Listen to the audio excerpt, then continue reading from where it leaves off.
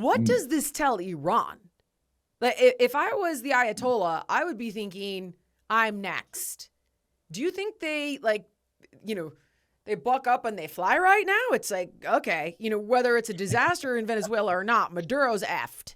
So does this give us leverage? Yeah, no, I don't think so. That's the short answer. Look, Really? Iran Really?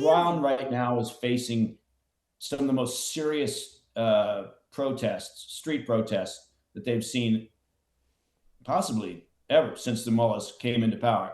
Um, and so they're dealing with some real internal issues and conflict right now, and they're getting increasingly repressive, Right. and they're getting hardline, aggressive on the protesters out in the streets over the past handful of days. Those protests have grown to a number of locations around the country.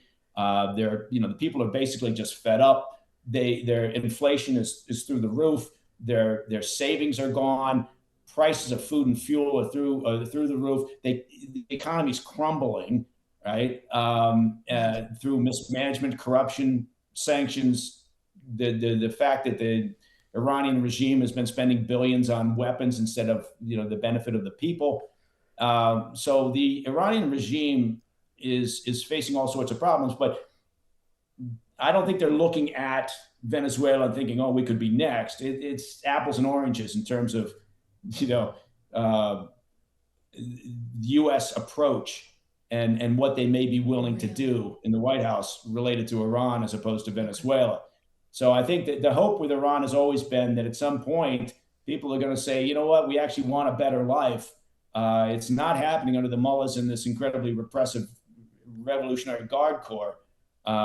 Maybe it's time we actually make a change. And I think this feels different. We've seen a number of protests rise up and then fizzle out underneath the kind of the crushing, effort by the repressive regime. But this one feels different. It's reaching a broader group of people. It's not just a student protest. It's not just truck drivers protesting something. It's people saying we can't afford to live. We turn our tap on, there's no water. They've got this massive water Yep. crisis through mismanagement and corruption.